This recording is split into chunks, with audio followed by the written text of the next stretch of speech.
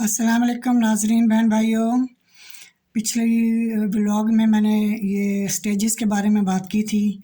آج میں بہت ہی ضروری جو ہے اس کا جو ریڑھ کی ہڈی سمجھ لیں، اس سارے پروگرامز جو میں کر رہی ہوں ان کے یہ ریڑھ کی ہڈی ہے، اور یہی میرا مقصد تھا باقی لوگوں سے اس سارے یہ جو پروگرامز شیئر کرنے کا مقصد یہ تھا کہ جو لوگ گھر میں ایسے ایک مریض کے ساتھ ڈیل کر رہے ہیں یا رہ رہے ہیں، تو وہ کس طرح اپنے کو اس قابل بنائیں کہ ایک مریض جو مکمل طور پر آپ کے رحم و کرم پر ہے، آپ کھانا کھلائیں گے تو اس کو کھانا ملے گا، آپ اس کو بستر سے اٹھائیں گے تو وہ بستر سے اٹھ سکے گا۔ اس طرح کے مریض کے ساتھ گھر والے کیسے ہوں، یہ ٹیم ورک ہے۔ پوری ٹیم ایک اس کے پیچھے کام کرتی ہے، اور کوشش کریں کہ سب مل کر اس کو ایک جذبے کے تحت اور ایک مشن کے طور پر لے کے کریں۔ اس میں مریض کے آرام کا خیال رکھیں۔ رونا پیٹنا غصہ یہ سب چیزیں مریض کو فائدے کے بجائے نقصان دیتی ہیں۔ وہ زیادہ یہ مرض ہی کنفیوژن کا ہے۔ مریض کو معلوم نہیں وہ کہاں ہے، اس کے رشتہ دار کون ہیں، جو اس کے آس پاس لوگ ہیں وہ اس کے مطابق اس کے دشمن ہیں۔ تو ایسی کیفیت میں اگر ہمیں رہنا پڑ جائے کہ 24 گھنٹے ہم دشمنوں میں رہ رہے ہیں، تو ہم کیسے بیہیو کریں گے؟ اس چیز کو آپ سامنے رکھیں، اور اس طرح وہ مریض بیہیو کر رہا ہے تو کیئررز کے لیے ایک بہت بڑی آزمائش کا وقت ہے۔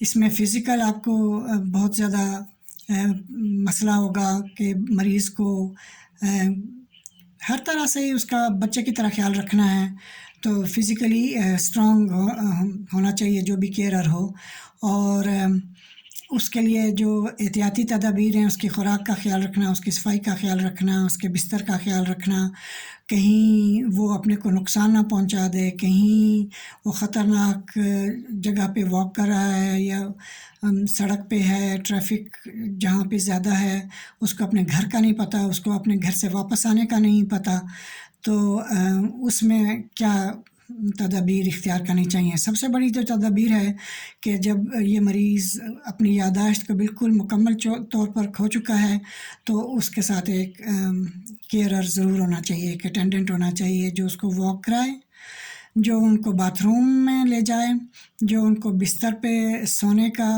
اور بیڈ روم میں میک شور کہ کوئی تیز دھار آلہ نہیں ہے، چھری کینچی کوئی بھی نقصان دہ چیز۔ اگر مریض کچن میں جا رہے ہیں، لیڈی ہیں یا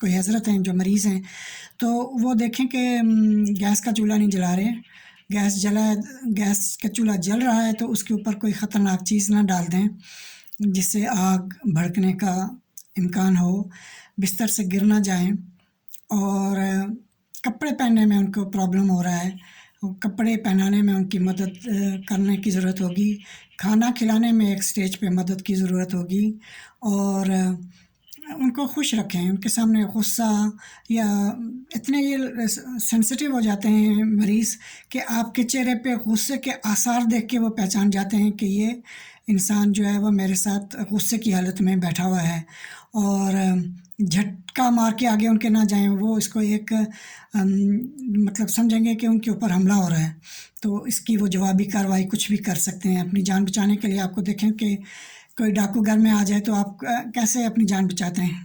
کچھ نہ کچھ کرتے ہیں، اور اس ڈاکو سے بھی آپ کی کوئی ہمدردی نہیں۔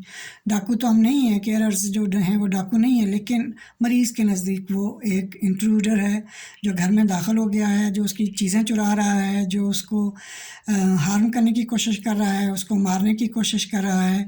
تو ایک دم جھٹکے سے نہ ان کے پاس جائیں، آرام سے جائیں، آرام سے بات کریں، مسکرا کے بات کریں۔ میری اپنا جو ذاتی ٹپ تھا، میرے ہسبینڈ سرجن تھے، تو جب وہ 5th اور 6th سٹیج پہ پہنچے تو ملازموں کا اور میرا بھی ان کو یادداشت میں نہیں تھا کہ یہ کون ہے۔ وہ یہ سوچ رہے تھے کہ کوئی خاتون میرے کمرے میں کیوں گھوم رہی ہے، میرے کپڑے کیوں الماری میں سے نکال رہی ہے، یا میرے کمرے میں ایک اجنبی خاتون کیوں ہے۔ یہ ان کا سوال تھا. تو پھر اس وقت ان کا بہت ہی اگریسو بیہیویئر ہو جاتا تھا، ان کا حملہ آور بھی ہو جاتے تھے. تو میں پھر اس وقت ان سے کہتی تھی hello doctor Iqbal, how are you today. یہ ان کی نرسوں کا ایک ٹون تھی. تو وہ بالکل کام ہو جاتے تھے، اور وہ ایسے، مجھے لگا کہ وہ ایسے سمجھ رہے ہیں کہ وہ ہاسپٹل میں یا اپنی ورکنگ انوائرمنٹ میں جہاں ان کو بیہیو کرنا ہے. تو اس طرح کا آپ بھی ٹیکٹ استعمال کریں کہ کیا جو ٹیکٹ ہے جس سے وہ کمفرٹیبل ہو مریض، اور آپ کے لیے نقصان دہ نہ ہو، آپ کے اوپر حملہ آور نہ ہو، آپ کو نقصان نہ پہنچا سکے. اور ان کی دلجوئی کریں، ان کو مسکرا کے ملیں، مسکرا کر دیکھیں، اور اس چیز کو بوجھ نہ سمجھیں. یہ چیز جو ہے وہ ہمیشہ کے لیے نہیں ہے، لمبی ہے، شاید لمبی ہو جائے، لیکن یہ ہمیشہ کے لیے نہیں ہے. اور ایسا نہ ہو کہ آپ کو بعد میں کوئی ریگریٹ ہو. تو اپنا بہت سارا خیال رکھیں. اللہ تعالیٰ سب کی مدد کرے، صحت اور تندرستی دے سب کو. آخر میں دل کی بات یہ ہے کہ آپ لوگ کتابیں پڑھیں، بچوں کو کتابوں کے انکریج کریں کہ وہ سلیبس کے بغیر اچھی کتاب پڑھیں. اچھی کتاب بہترین ساتھی ہے. ہمارے ہاں یہ ایک رجحان ہے کہ کورس کی کتابیں رٹو رٹو رٹو رٹو. بچے اتنے بیزار ہو جاتے ہیں کہ پھر وہ کسی اور کتاب کو ہاتھ لگانے کے لائق نہیں رہتے. یہ انفارچونیٹلی ہمارے نظام تعلیم کا وہ ہے، اس کا کوئی انقلاب ہی آئے جو یہ اس کو رٹنے کے عذاب سے بچوں کو آزاد کرے. تو ہم لوگ کہتے ہیں کہ بچوں کے پاس ٹائم نہیں ہے دوسری کتابیں پڑھنے کا، بس اپنی کتابیں رٹے جائیں، تو پھر وہ کتاب سے ان کی بیزاری ہو جاتی ہے. تو اس طرح کا کوئی وہ ٹیکٹ کریں کہ آپ خود بھی اچھی کتاب پڑھیں اور بچوں کو بھی انکریج کریں کہ وہ اچھی کتابیں پڑھیں. یہ بہت ضروری ہے ایک جو انسانی گروتھ ہے، ذہنی گروتھ ہے، اس کے لیے.